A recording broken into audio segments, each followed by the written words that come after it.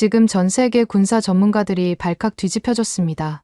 최첨단 무기로 무장한 나토 연합군이 실시한 비밀합동 훈련에서 한국에서 온 옵저버팀 때문에 훈련 전체가 발칵 뒤집히는 사건이 발생했기 때문인데요. 수십억 달러짜리 미국의 최신의 레이더와 미사일도 속수무책으로 뚫리던 절체절명의 위기 상황에서 한국군 장교가 제시한 기상천외한 비책 하나가 순식간에 전세를 역전시켜 버렸다고 합니다. 하지만 더 충격적인 사실은 따로 있었습니다. 한국군이 이미 핵무기보다 더 무서운 비밀 병기를 실전 배치하고 있다는 충격적인 증언이 터져 나온 건데요. 일각에서는 이 무기 하나면 전 세계 군사력 균형이 단숨에 바뀔 수도 있다는 분석까지 나오고 있습니다.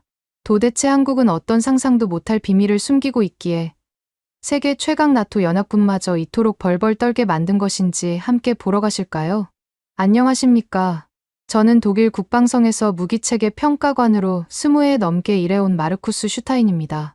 제 이름 앞에는 늘 나토 표준 무기평가 최고 권위자라는 수식어가 따라붙곤 했죠. 유럽의 익숙한 훈련장에서 수많은 첨단 무기들을 다뤄왔고 그 성능을 분석하는 것이 제 일이었습니다. 단언컨대 저는 서구의 기술력에 대한 확고한 믿음을 가지고 있었습니다. 하지만 2025년 3월 노르웨이 트롬스에 북쪽 끝자락의 황량한 설원에서 마주한 현실은 제 오랜 신념을 송두리째 흔들어 놓았습니다. 그곳은 단순한 훈련장이 아니었습니다. 제 안일했던 생각과 자만심을 깨부수는 거대한 시험대와도 같았죠. 새하얀 눈과 얼음으로 뒤덮인 그곳은 나토 극지방 통합방어훈련이 열리는 현장이었습니다. 살을 애는 듯한 칼바람과 영하 30도를 넘나드는 혹한은 시작부터 우리를 압도했습니다. 최근 몇 년 사이 지구온난화라는 거대한 변화는 북극의 두꺼운 얼음을 녹여 새로운 항로를 열었고 이곳은 더 이상 잊혀진 땅이 아니었습니다. 막대한 천연자원과 새로운 백길의 가능성은 강대국들의 이목을 집중시켰고 동시에 보이지 않는 군사적 긴장감이 감돌기 시작했죠. 이번 훈련의 진짜 목적은 바로 이 얼음의 땅에서 벌어질지도 모르는 미래의 분쟁에 대비하는 것이었습니다. 제게 주어진 임무는 혹독한 극지방의 악조건 속에서 각국이 자랑하는 방공 시스템들이 과연 제 역할을 해낼 수 있을지 냉철하게 평가하고 기록하는 것이었고요. 하지만 그때까지만 해도 저는 몰랐습니다. 이 혹한의 땅에서 제가 진정으로 발견하게 될 것이 서구의 첨단 기술 너머에 존재하는 어떤 원초적인 힘이라는 것을 말입니다. 훈련장에는 미국, 영국, 프랑스, 독일, 노르웨이 등 나토의 핵심 회원국들이 저마다 세계 최고 수준이라 자부하는 방공 시스템들을 위용 넘치게 펼쳐놓고 있었습니다. 마치 SF 영화의 한 장면처럼 거대한 레이더와 미사일 발사대들이 문밭 위에 도열해 있었죠. 훈련 본부 주변으로는 참가국들의 깃발이 매서운 바람에 힘차게 펄럭였고 그 아래에는 자국의 기술력을 과시하려는 듯한 엔지니어들의 분주한 움직임이 이어졌습니다. 그 틈바구니에서 저는 유독 작고 초라해 보이는 한 무리를 발견했습니다. 바로 대한민국, 코리아라고 불리는 동아시아의 작은 나라에서 온 옵저버 팀이었죠. 5명 남짓, 그나마도 대부분은 젊은 장교들로 구성된 단출한 규모였습니다. 그들의 국기가 나토 회원국들의 깃발 사이에서 어딘지 모르게 어색하게 느껴졌던 것은 저만의 편견이었을까요? 솔직히 처음에는 그들에게 큰 관심을 두지 않았습니다. 수십억 달러짜리 최첨단 장비들이 즐비한 이곳에서 아시아의 작은 나라에서 온 관찰단이 무슨 의미가 있을까 싶었죠. 아마 다른 나토 관계자들도 대부분 저와 비슷한 생각이었을 겁니다. 그저 구색 맞추기식 초청 정도로 여겼을지도 모르겠습니다. 훈련 초반 며칠은 예상대로 각국의 기술력을 뽐내는 경연장과 같았습니다. 미국의 ANTPY-4 레이더는 수백 킬로미터 밖의 가상적기를 귀신같이 포착해냈고 곧이어 발사된 SM-6 미사일은 한치의 오차도 없이 목표물을 정확히 명중시켰습니다. 통제실 스크린에 펼쳐지는 광경은 그야말로 기술의 정점이었고 저는 감탄을 금치 못했죠. 우리 독일팀이 야심차게 준비한 아이리스-T SLX 시스템 역시 극지방 환경에 맞춰 특별히 개량된 버전이었는데 초기 테스트에서 기대 이상의 안정적인 성능을 보여주며 제 어깨를 으쓱하게 만들었습니다. 프랑스는 자국산 아스터 30 미사일이 어떤 방향에서 날아오는 위협이든 완벽하게 방어할 수 있다며 자신감을 드러냈고 영국의 스카이세이버 시스템은 복잡한 전자전 상황에서도 인공지능이 스스로 최적의 대응책을 찾아내는 놀라운 능력을 시연했습니다. 이 모든 것을 지켜보면서 제 머릿속은 오직 한 가지 생각으로 가득 찼습니다. 역시 나토의 기술력은 세계 최강이다. 이 정도면 그 어떤 위협도 막아낼 수 있겠군. 그때까지 저는 이번 훈련이 서구 기술의 우월성을 다시 한번 입증하는 무대가 될 것이라고 굳게 믿고 있었습니다. 어쩌면 제 마음 한구석에는 오만함마저 자리 잡고 있었는지도 모르겠습니다. 그때 제 시야 한구석으로 다시 그 한국팀이 들어왔습니다. 한국 육군 방공사령부 소속의 김태준이라는 중령이 이끄는 팀이었죠. 나중에야 알게 된 사실이지만 팀원 전원이 한반도의 최전방, 그 살벌한 비무장지대 DMZ에서 실제 상황을 겪으며 잔뼈가 굵은 베테랑 중의 베테랑들이었고, 특히 김중령은 수시로 북한군과 대치해야 하는 GOP 대대장까지 역임한 인물이었습니다. 하지만 처음에는 그런 엄청난 배경을 전혀 짐작조차 하지 못했죠. 그들은 다른 화려한 나토 장교들과는 달리 요란하게 자신들을 드러내려 하지 않았습니다. 간단한 목례로 인사를 대신하고는 마치 그림자처럼 조용히 관찰자석 한쪽에 자리를 잡고 훈련 상황을 지켜볼 뿐이었죠. 김중령이 팀원들에게 나지막한 목소리로 무언가를 지시하는 모습이 간간히 보였는데, 나중에 노르웨이군 연락장교를 통해 전해 듣기로는 여기는 우리가 경험했던 DMZ와는 환경 자체가 다르다. 많이 보고, 많이 느끼고, 우리의 부족한 점을 배우는 데 집중하자라는 취지의 이야기였다고 하더군요. 저는 그때 그들의 과묵함과 진중함 뒤에 숨겨진 무언가를 감지했어야 했습니다. 하지만 당시에 저는 그저 먼 동쪽 나라에서 온 군인들의 겸손함 정도로만 치부해버렸죠.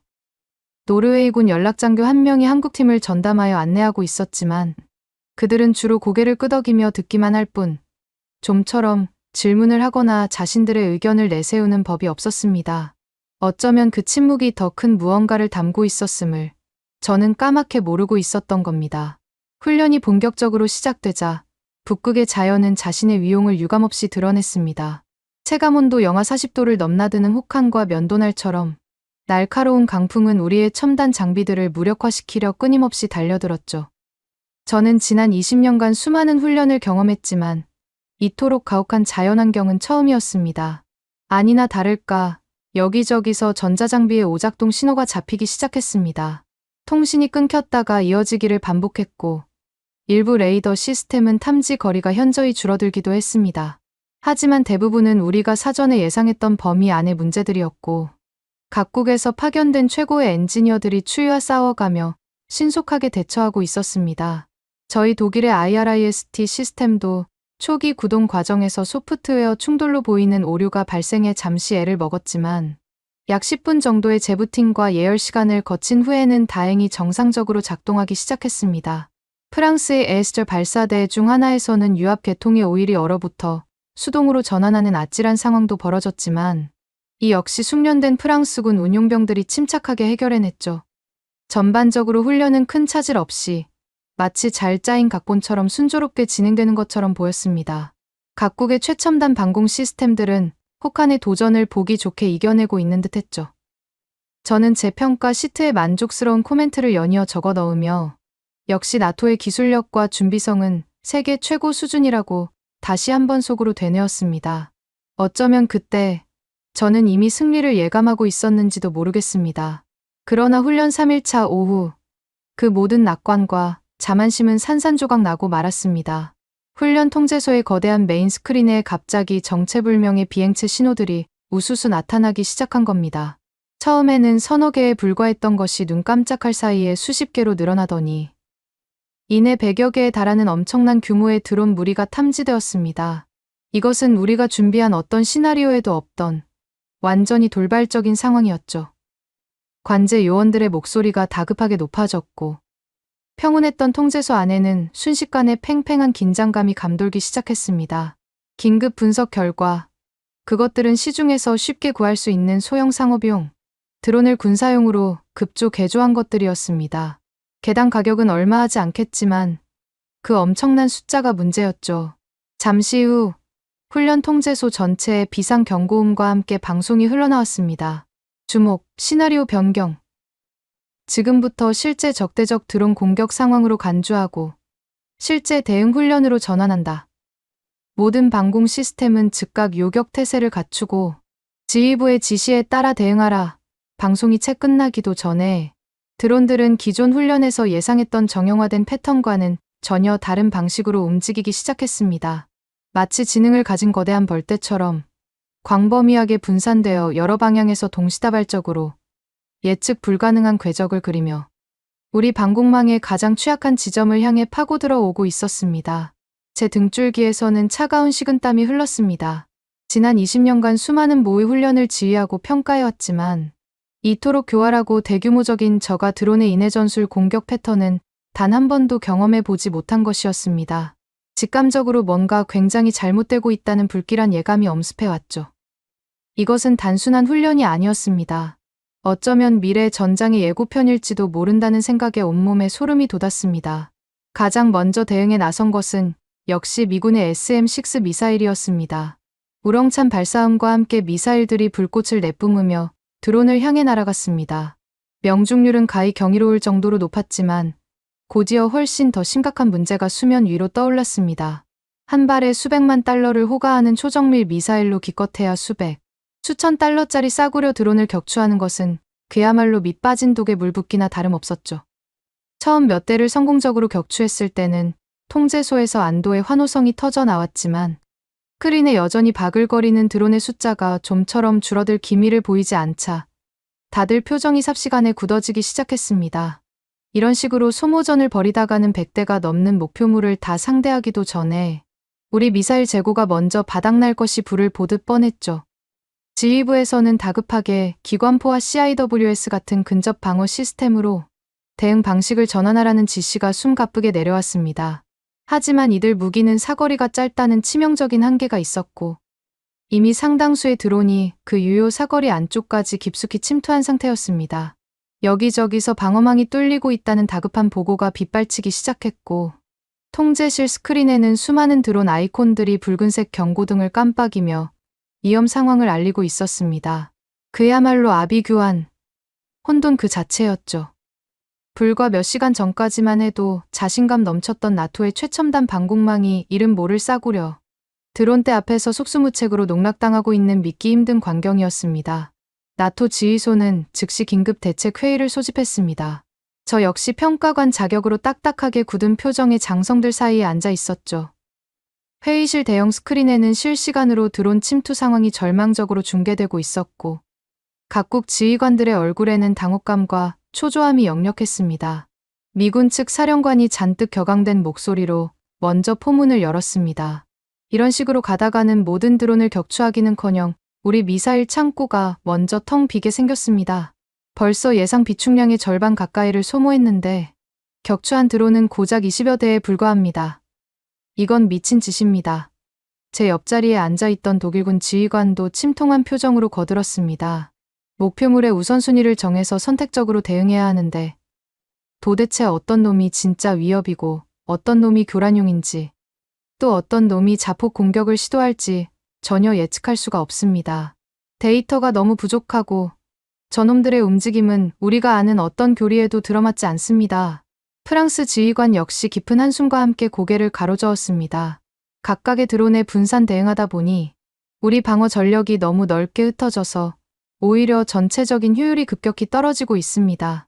이러다간 중요 방어시설이 공격받는 최악의 상황이 벌어질 수도 있겠는데요. 회의실 안에는 누구도 선뜻 해결책을 제시하지 못하는 무거운 침묵만이 감돌았습니다. 그때 이번 훈련의 총괄 지휘관인 미군의 제임스 준장이 마른 침을 삼키며 깊은 한숨과 함께 말했습니다. 그의 목소리에는 절망감마저 묻어나왔죠. 뭔가 근본적으로 다른 접근 방식이 필요합니다. 우리가 지금까지 믿어왔던 기존의 교리와 첨단 기술만으로는 이 새로운 형태의 위협을 감당하기 어렵다는 것이 명백해졌습니다. 그의 말은 회의실에 모인 모든 이들이 암묵적으로 느끼고 있던 절박함과 무력감을 정확히 대변하는 듯했습니다.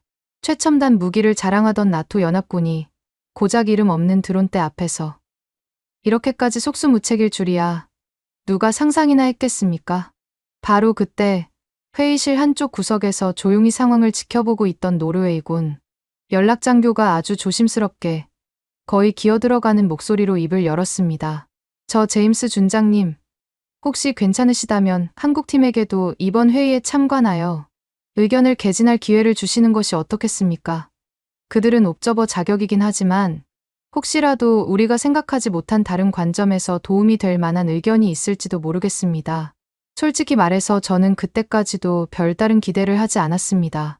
이처럼 복잡하고 절체절명의 위기 상황에서 변변한 장비도 없이 참관만 하던 소규모 옵저버 팀이 과연 무슨 실질적인 해결책을 제시할 수 있을까 하는 회의감이 들었던 것이 사실입니다. 하지만 제임스 준장은 마치 지푸라기라도 잡는 심정이었는지 아니면 다른 뾰족한 수가 없었기 때문인지 잠시 고민하는 듯 하더니 이내 고개를 끄덕였습니다. 좋습니다. 지금은 어떤 아이디어라도 필요한 상황이니까요. 한국팀을 회의에 참석시키도록 하십시오. 잠시 후 김태준 중령이 4명의 팀원과 함께 조용히 회의실 안으로 들어섰습니다. 다른 나토 장교들의 시선이 일제히 그들에게 쏠렸지만 김 중령은 조금도 위축되거나 당황하는 기색 없이 오히려 놀라울 정도로 침착한 표정으로 제임스 준장에게 다가가 가볍게 경례를 올렸습니다. 그리고는 말없이 회의실 대형 스크린에 어지럽게 뒤엉켜 날아다니는 드론들의 복잡한 비행 패턴을 응시하기 시작했죠. 그의 눈빛은 마치 날카로운 칼날처럼 예리했고 깊이를 알 수 없는 침착함이 어려 있었습니다. 한참 동안 스크린에서 눈을 떼지 않고 무언가를 골똘히 분석하는 듯한 김중령의 모습에서 저는 어딘지 모르게 범상치 않은 강한 집중력과 내공을 느꼈습니다. 그때 제임스 준장이 다소 기대 섞인 그러나 여전히 반신반의하는 듯한 표정으로 김중령에게 물었습니다. 김중령, 혹시 이런 종류의 대규모 드론 공격 상황을 직접 경험해 본 적이 있습니까? 아니면 이런 상황에 대처할 만한 어떤 특별한 전술적 아이디어라도 가지고 있습니까? 김중령은 천천히 고개를 돌려 제임스 준장을 정면으로 바라보며 낮지만 단호한 목소리로 대답했습니다.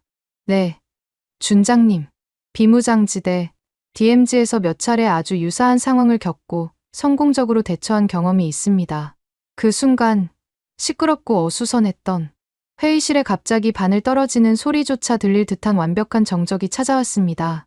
방금 전까지 절망감에 휩싸여 있던 모든 나토 지휘관들의 시선이 믿을 수 없다는 듯 혹은 한 줄기 희망이라도 발견한 듯 일제히 김중령에게로 집중되었죠. 저 역시 저도 모르게 숨을 죽이고 김중령의 다음 말을 초조하게 기다렸습니다. 그의 한마디가 이 절망적인 상황을 반전시킬 수도 있다는 기묘한 예감이 온몸을 휘감았습니다. 김중령은 당황하거나 흥분하는 기색 없이 오히려 더욱 차분하고 또렷한 목소리로 말을 이어갔습니다. 그의 목소리에는 수많은 실전 경험에서 우러나오는 듯한 강한 자신감이 배어 있었죠. 지금으로부터 약 2년 전 겨울이었습니다.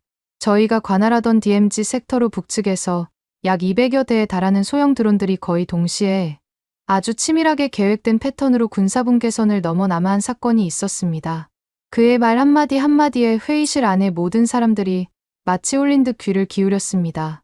우리 군도 처음에는 준장님과 마찬가지로 가용할 수 있는 모든 요격, 자산을 총동원하여 침투하는 모든 드론을 격추하려고 시도했습니다. 하지만 얼마 지나지 않아 그것이 전술적으로 매우 비효율적일 뿐만 아니라 사실상 불가능에 가깝다는 것을 뼈저리게 깨달았죠.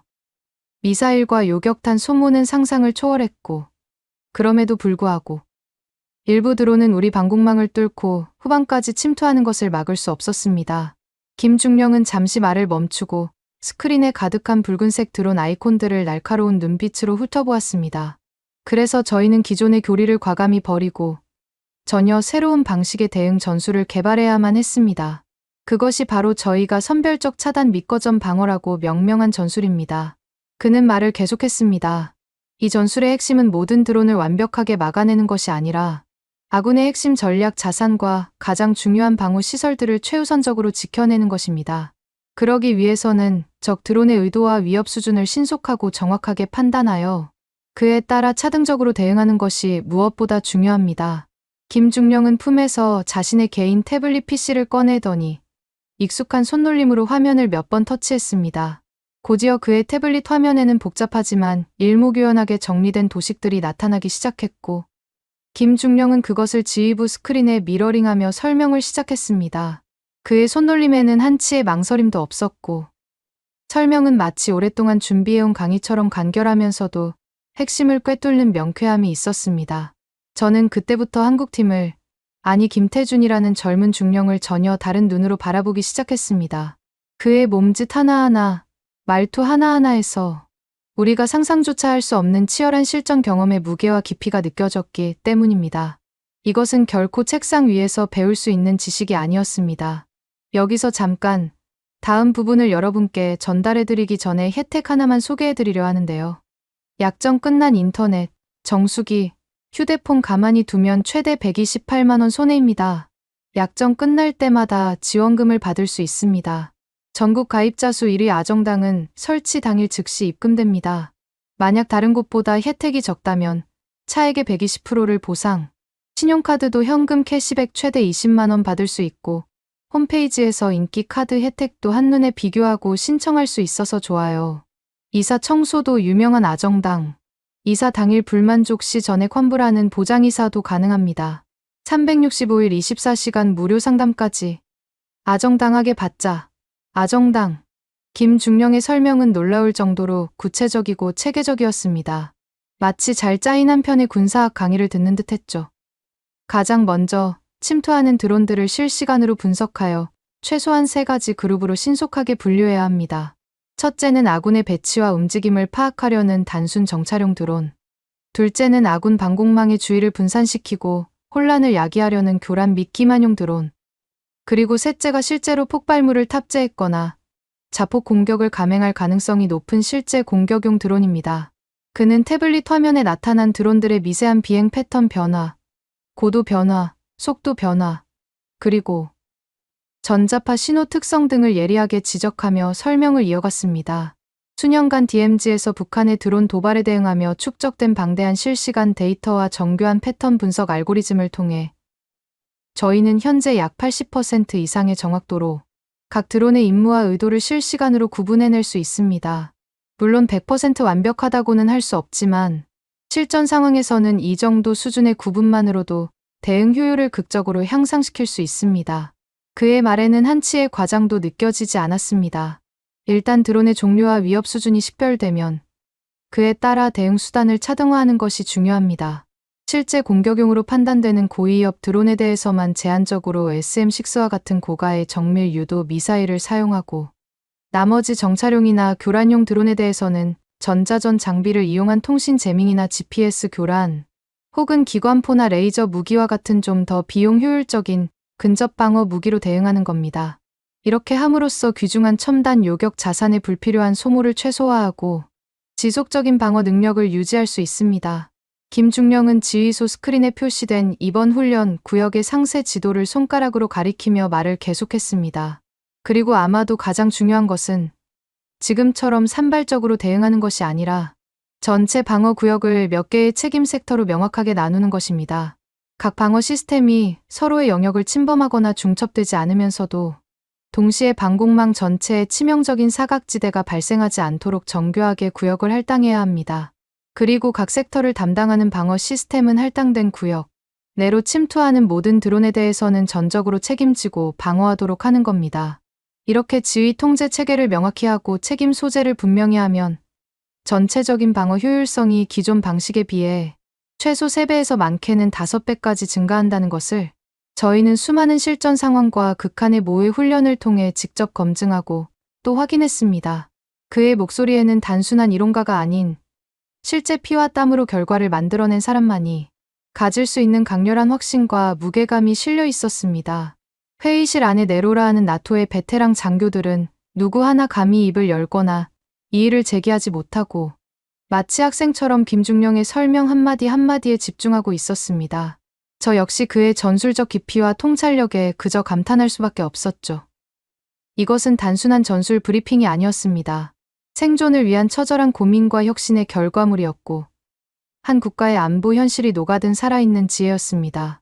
그때 프랑스 팀의 방공 시스템 전문가인 뒤부아 대령이 날카로운 분석가의 눈빛으로 정중하게 질문을 던졌습니다. 그의 목소리에는 호기심과 함께 약간의 의구심도 섞여 있는 듯했습니다.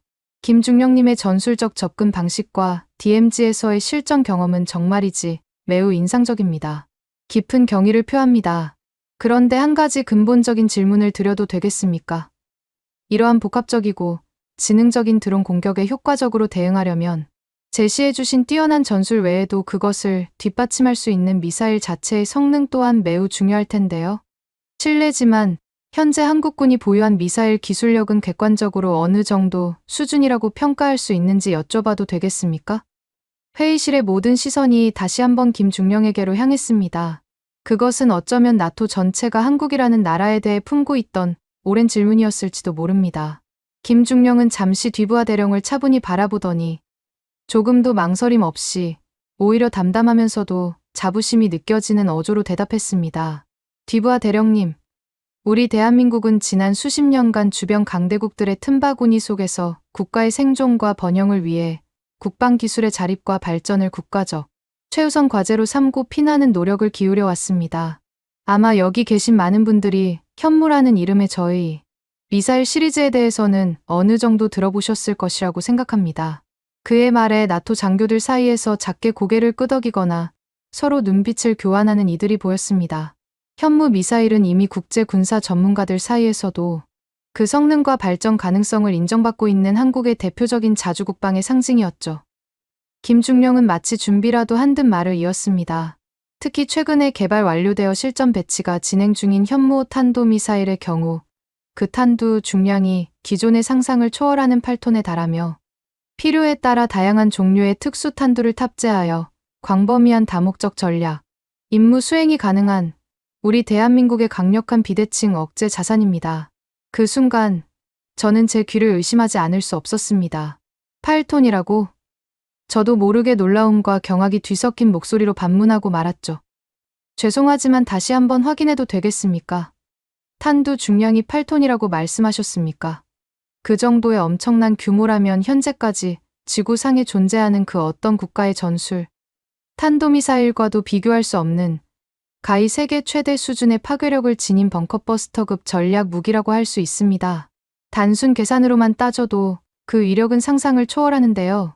제 목소리에는 숨길 수 없는 놀라움과 함께 어쩌면 약간의 흥분과 경외감마저 섞여 있었습니다. 회의실 안에 다른 나토 장교들 역시 믿을 수 없다는 듯 서로 수군거리며 술렁이기 시작했습니다.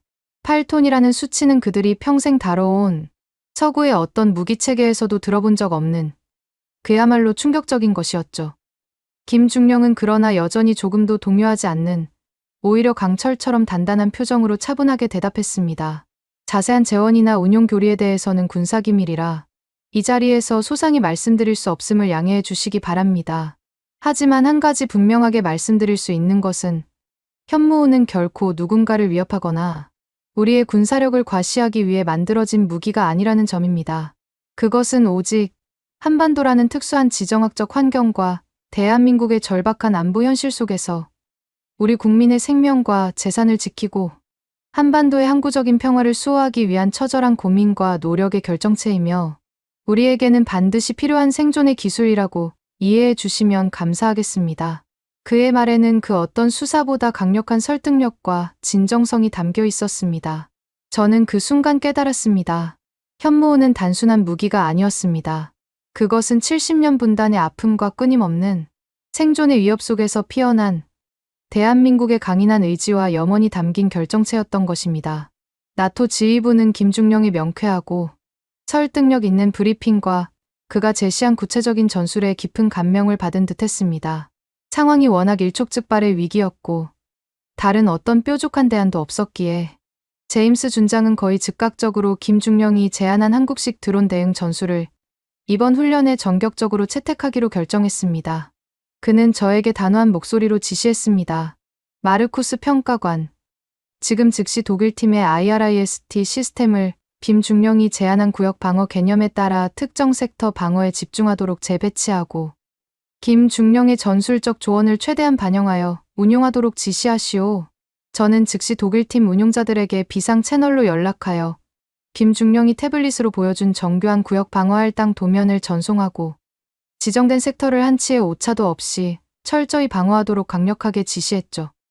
동시에 미군은 SM-6와 같은 고가의 미사일 사용을 극도로 제한하고 김중령이 언급한 실제 공격용 드론으로 판단되는 극소수의 고가치 표적에만 선택적으로 사용하도록 교전 수칙을 긴급히 변경했습니다.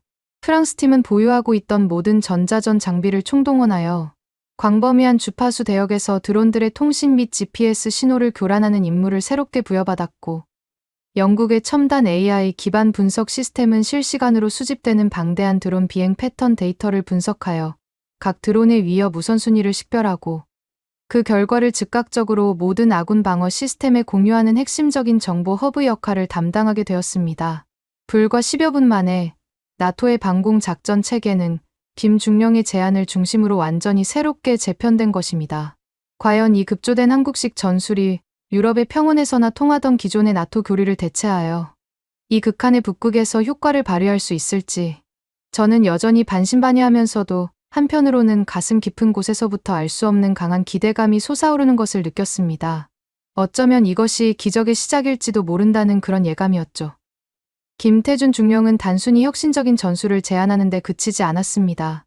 그는 마치 자신의 부대를 지휘하듯 직접 각국 담당자들과 쉴 새 없이 소통하며 세부적인 작전 사항들을 일일이 조율하고 지휘하기 시작했습니다.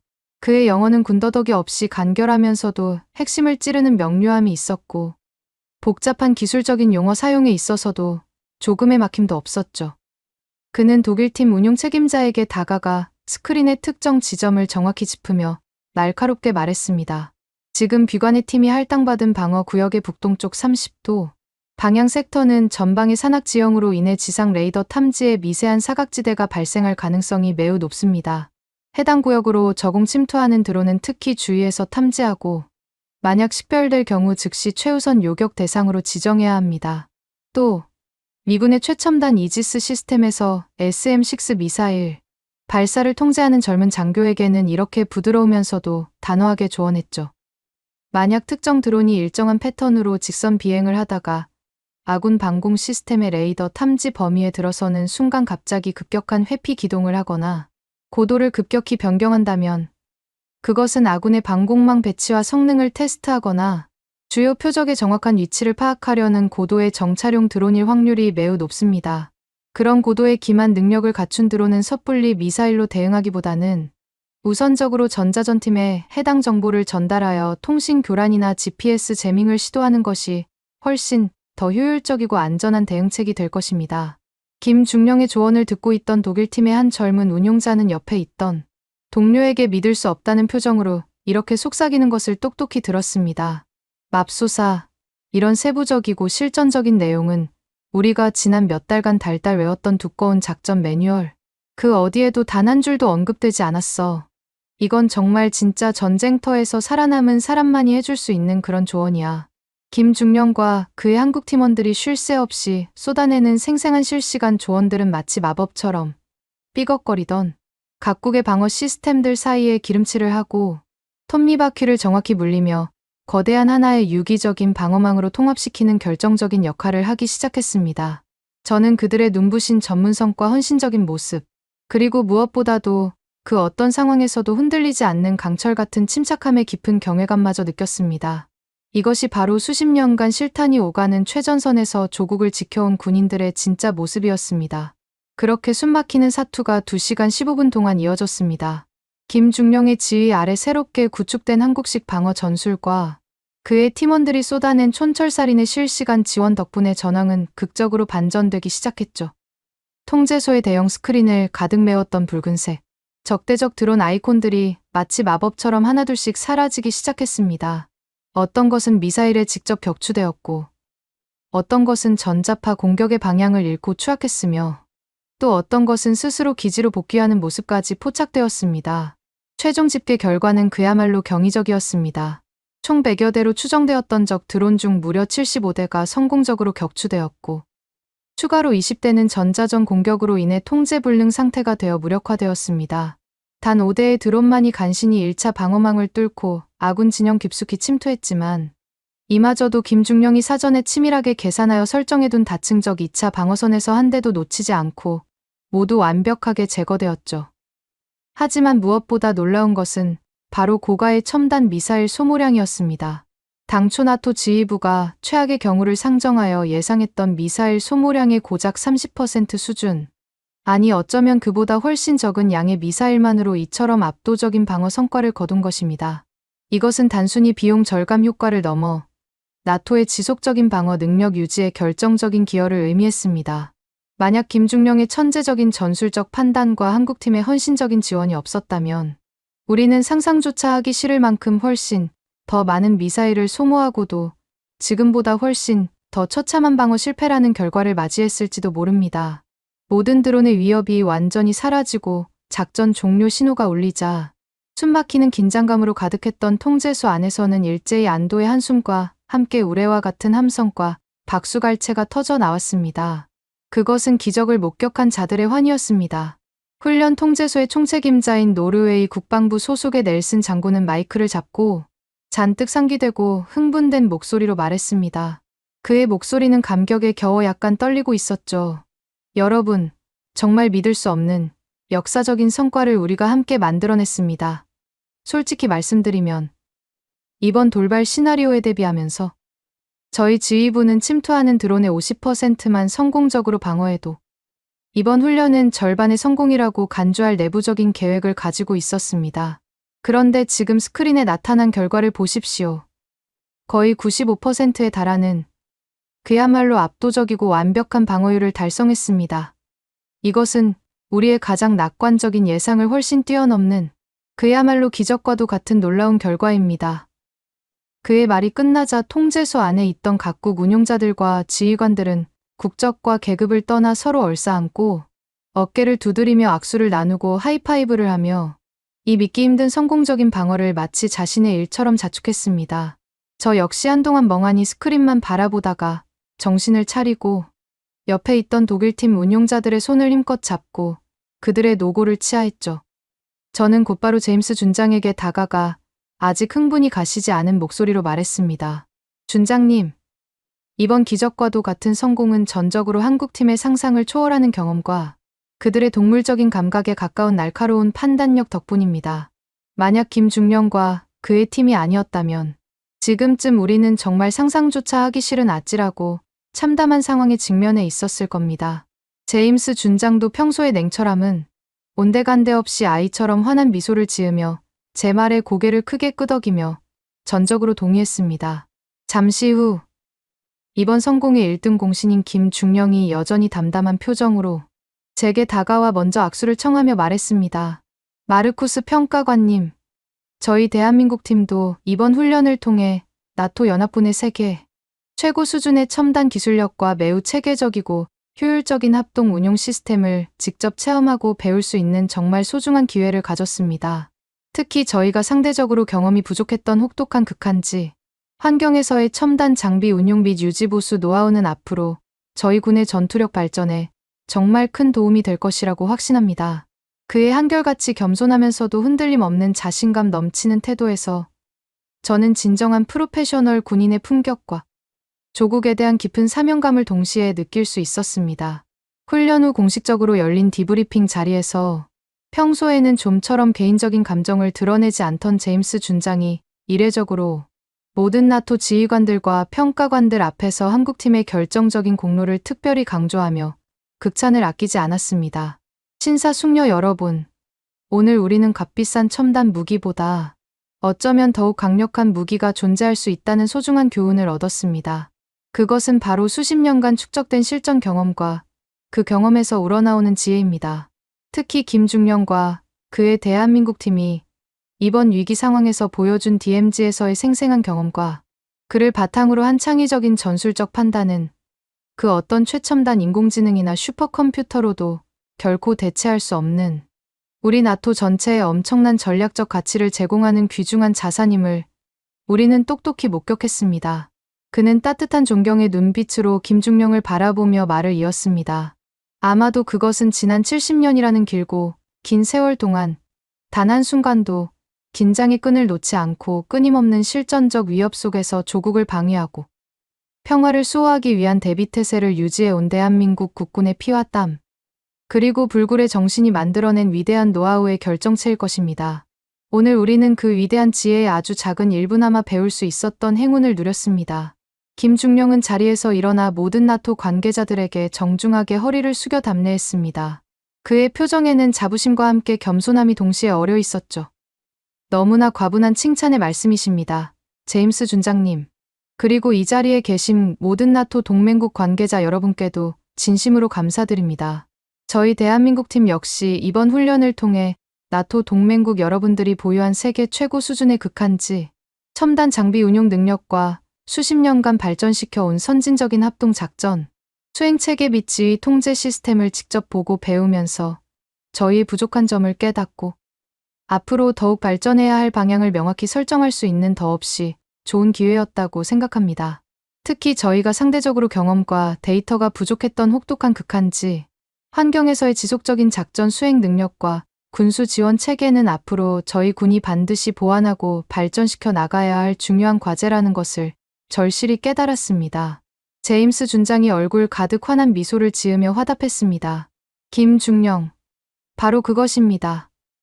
서로의 강점을 배우고 서로의 약점을 보완하며 함께 발전해 나갈 때 우리 나토와 대한민국은 지금보다 훨씬 더 강력하고 신뢰할 수 있는 동맹으로 발전할 수 있을 것입니다.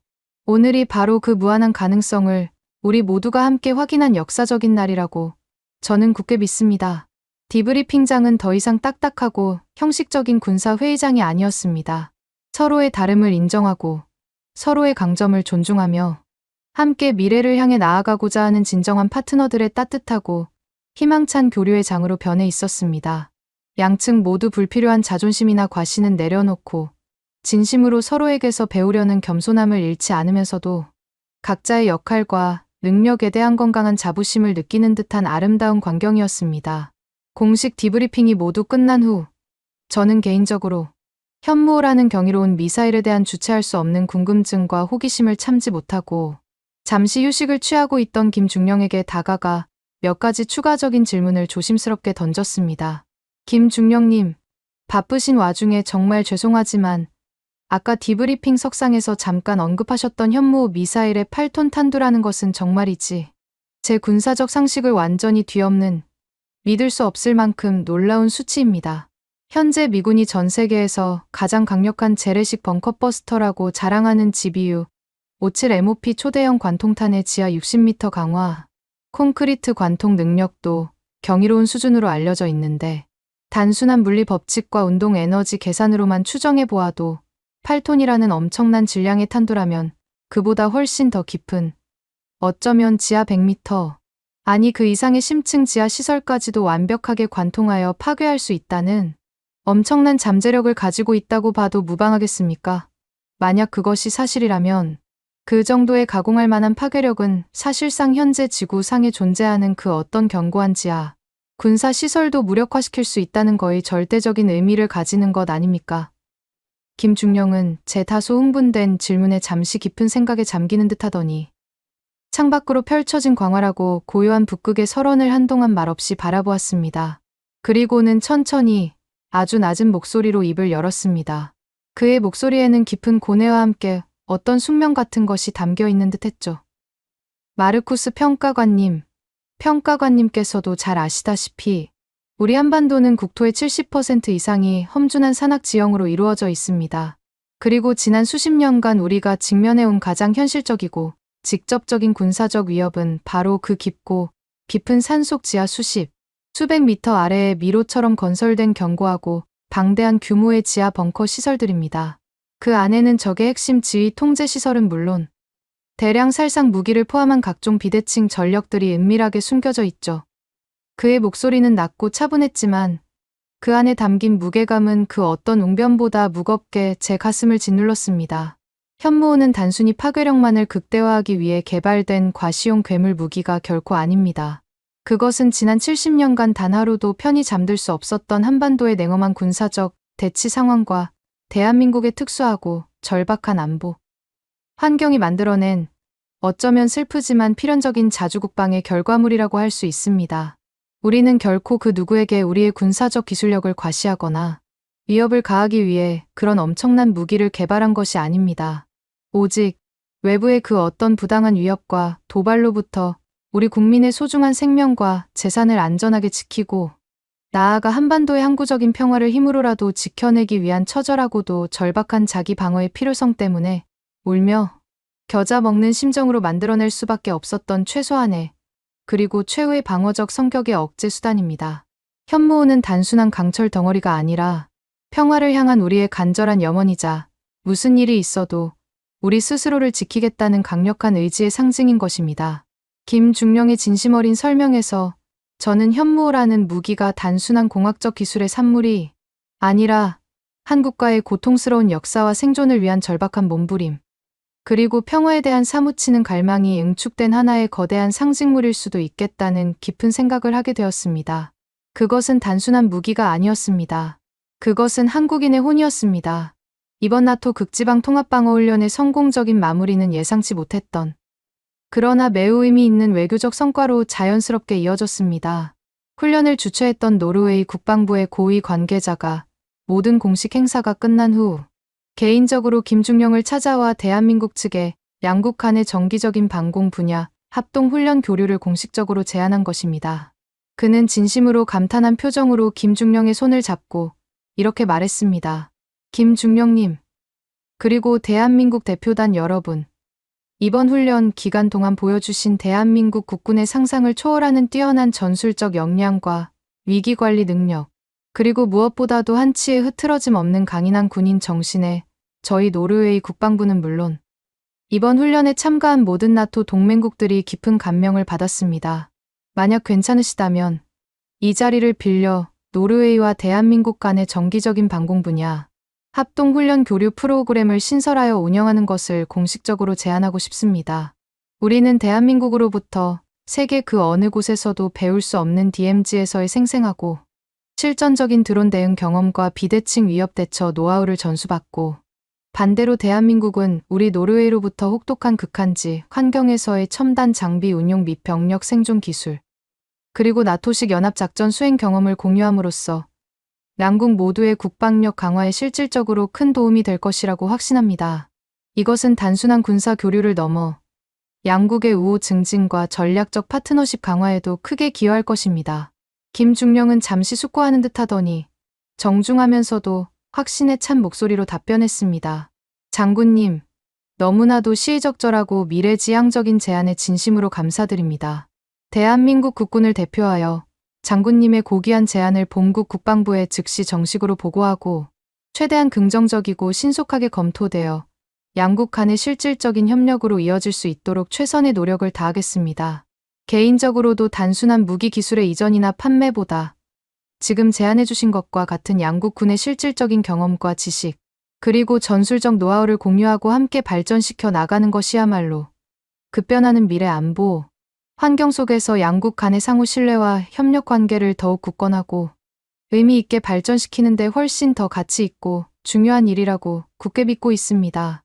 양측은 우선적으로 각 군의 중견 실무급 장교들을 상호 파견하는 교환 교육 프로그램부터 시작하여 점진적으로 합동훈련의 범위와 수준을 확대해 나가기로 원칙적인 합의를 이루었습니다. 저는 이 역사적인 장면을 바로 옆에서 직접 지켜보면서 이번 훈련이 단순한 연례적인 군사훈련을 넘어 서로 다른 역사와 문화를 가진 국가들이 상호 존중과 신뢰를 바탕으로 미래를 함께 만들어 나가는 중요한 외교적 이정표가 되었다는 벅찬 감동을 느낄 수 있었습니다. 모든 공식적인 훈련 일정이 마무리되고 각국 대표단이 귀국 준비로 분주하던 마지막 날 저녁, 저는 김중령과 함께 숙소 근처의 작은 휴게실에서 따뜻한 커피를 마시며 지난 며칠간의 소회를 조용히 나눌 수 있는 귀한 기회를 가졌습니다. 창밖으로는 여전히 매섭고 황량한 북극의 밤바람이 세차게 불어오고 있었지만 따뜻한 벽난로 옆에서 마시는 향긋한 커피 한 잔은 지난 며칠간의 긴장과 피로를 부드럽게 녹여주는 듯했죠. 저는 가슴속에 담아두었던 솔직한 심정을 그에게 털어놓았습니다. 김중령님, 솔직히 고백하자면 저는 지난 20년이 넘는 세월 동안 주로 서구에서 개발된 최첨단 무기 시스템의 기술적인 재원과 성능 수치, 그리고 정량적인 데이터 분석에만 매몰되어 평가 업무를 수행해 왔습니다. 그것만이 가장 객관적이고 과학적인 평가 방법이라고 굳게 믿어왔죠. 하지만 이번 북극 훈련, 특히 김중령님과 대한민국 팀이 보여준 놀라운 활약과 지혜를 직접 목격하면서 제가 얼마나 중요하고 본질적인 가치를 그동안 간과하고 오만하게 놓치고 있었는지 뼈저리게 깨닫게 되었습니다. 그것은 바로 숫자로 계량할 수 없는 인간의 경험, 그리고 그 경험에서 우러나오는 통찰력과 지혜의 가치 말입니다. 김중령은 말없이 고개를 끄덕이며 제 이야기에 귀를 기울여 주었습니다. 저는 용기를 내어 말을 이었습니다. 솔직히 말씀드리면 우리 독일을 포함한 대부분의 서유럽 국가들은 지난 수십 년간 다행스럽게도 직접적인 전쟁이나 심각한 군사적 충돌을 거의 경험하지 않았습니다. 물론 그것은 더할 나위 없이 다행스럽고 축복받은 일이지만 어쩌면 바로 그 평화로운 안일함이 우리의 또 다른 치명적인 약점일 수도 있겠다는 불길한 생각이 이번 훈련을 통해 처음으로 들었습니다. 아무리 세계 최고 수준의 뛰어난 첨단 기술과 막대한 국방 예산을 가지고 있다고 한들 실제 목숨을 건 절박한 상황에서의 검증과 뼈아픈 경험 없이는 그 가치와 효용성이 절반 이하로 줄어들 수 있다는 냉엄한 현실을 말입니다. 김중령은 제 말을 다 듣고 나서 부드러우면서도 깊은 울림이 있는 미소와 함께 대답했습니다. 마르쿠스 평가관님, 물론 그 어떤 국가도 그 어떤 국민도 실전 경험을 원하지는 않을 것입니다. 우리 대한민국 역시 지난 70년 동안 단 한순간도 한반도에서 다시는 동족상잔의 비극적인 전쟁이 일어나기를 바라지 않았고 지금 이 순간에도 마찬가지입니다. 평화야말로 우리 대한민국 국민 모두가 지난 수세기 동안 그토록 간절히 염원하고 추구해온 궁극적인 목표이니까요. 그는 잠시 창밖의 어둠 속으로 시선을 돌리더니 다시 제게 눈을 맞추며 조용히 말을 이어갔습니다. 하지만 역설적이게도 진정한 평화를 지키고 유지하기 위해서는 항상 최악의 상황, 즉 전쟁의 가능성에 철저히 대비해야만 합니다. 그것이 바로 우리 군인들에게 주어진 피할 수 없는 숙명 아니겠습니까? 오직 철저히 준비된 자만이 예기치 않은 위기를 슬기롭게 극복하고 소중한 평화를 온전히 지켜낼 수 있다고 저는 굳게 믿습니다. 그리고 그 준비는 결코 무기나 장비만으로 완성될 수 없습니다. 가장 중요한 것은 그것을 운용하는 사람의 정신, 그리고 그 정신을 뒷받침하는 불굴의 의지입니다. 그의 말 한마디 한마디는 단순한 격려가 아니었습니다. 그것은 수십 년간 총칼을 맞대고 살아온 한 나라의 군인이 온몸으로 체득한 생존 철학이자 평화에 대한 간절한 외침처럼 제 가슴 깊은 곳에 뜨거운 울림을 남겼습니다. 모든 훈련이 공식적으로 종료되고 각국 대표단이 자국으로 돌아가기 위해 분주하게 짐을 꾸리던 마지막 날 아침, 저는 정말 감동적인 장면을 목격했습니다. 처음 훈련장에 도착했을 때는 그 누구의 주목도 받지 못하고 조용히 한쪽 구석에 머물던 대한민국의 작은 옵저버 팀 숙소 앞에 여러 나토 회원국의 장성들과 장교들이 마치 순례자처럼 줄을 서서 기다리고 있었던 것입니다. 그들은 차례차례 김중령과 그의 팀원들에게 다가가 진심으로 존경과 감사의 악수를 청하며 이번 훈련에서 보여준 그들의 헌신과 지혜에 대해 아낌없는 찬사를 보내는 모습이었습니다. 불과 며칠 전까지만 해도 존재감조차 미미했던 동아시아의 작은 나라에서 온 옵저버 팀은 이제 이번 훈련의 숨은 영웅이자 모든 나토 동맹국들로부터 진심 어린 존경과 인정을 받는 핵심적인 전략적 파트너로 그 위상이 완전히 뒤바뀌어 있었던 것이죠. 저 역시 그 대열에 합류하여 김중령에게 다가가 그의 두 손을 힘껏 잡고 진심을 담아 말했습니다. 김중령님, 이번 훈련은 제 군 생활 20년 만에 가장 큰 충격이자 가장 값진 배움의 시간이었습니다. 대한민국이라는 나라와 대한민국 국군의 진정한 저력을 이제야 깨닫게 된 것 같습니다. 부디 건강히 돌아가시고 언젠가 다시 뵙게 되기를 진심으로 고대하겠습니다. 김중령은 특유의 겸손한 미소와 함께 제 손을 마주 잡으며 화답했습니다. 독일로 돌아오는 군용 수송기 안에서 저는 이번 훈련 결과 보고서의 제목을 무엇으로 정해야 할지 한참을 고민했습니다. 그리고 오랜 고심 끝에 저는 보고서의 첫 페이지에 이렇게 적었습니다. 기술과 경험의 완벽한 조화, 그리고 동맹의 새로운 발견. 2025 나토 북극 통합방어훈련 최종 결과 보고서. 보고서의 가장 마지막 결론 부분에는 이런 내용을 특별히 강조하여 추가했죠. 이번 훈련을 통해 우리는 대한민국이 더 이상 단순한 지리적 혹은 정치적 의미의 동맹국이 아니라 수십 년간 축적된 실전 경험이라는 그 어떤 첨단 기술로도 대체 불가능한 귀중한 전략적 자산을 바탕으로 우리 나토 전체의 새로운 안보적 통찰력과 미래 전장, 환경에 대한 심오한 교훈을 제공할 수 있는 매우 중요하고 핵심적인 파트너임을 명확히 확인했다. 특히 현무와 같은 서구의 군사적 상식으로는 쉽게 이해하기 어려운 독자적인 최첨단 무기체계의 등장은 그들이 처한 특수하고도 절박한 안보 환경과 국가, 생존을 위한 처절한 자주국방 노력이 만들어낸 필연적이고도 경이로운 산물로 깊이 이해하고 존중해야 할 것이다. 이번 훈련의 모든 과정을 담은 공식 영상 기록물의 마지막 장면에는 이런 인상적인 자막이 천천히 떠오르고 있었습니다. 2025 나토 북극 훈련 기술을 넘어선 동맹의 진정한 시너지를 발견하다. 그리고 대한민국이라는 위대한 파트너를 얻다. 저는 그 자막을 한참 동안 물끄러미 바라보면서 이번 훈련이 저 개인에게도 단순히 직업적인 임무 수행을 넘어 세상을 바라보는 새로운 관점과 인간에 대한 깊은 이해를 열어준 정말 소중하고 잊을 수 없는 경험이었음을 다시 한번 가슴 깊이 깨달았습니다. 기술의 우월성만으로는 결코 모든 것을 해결할 수 없다는 냉엄한 진실.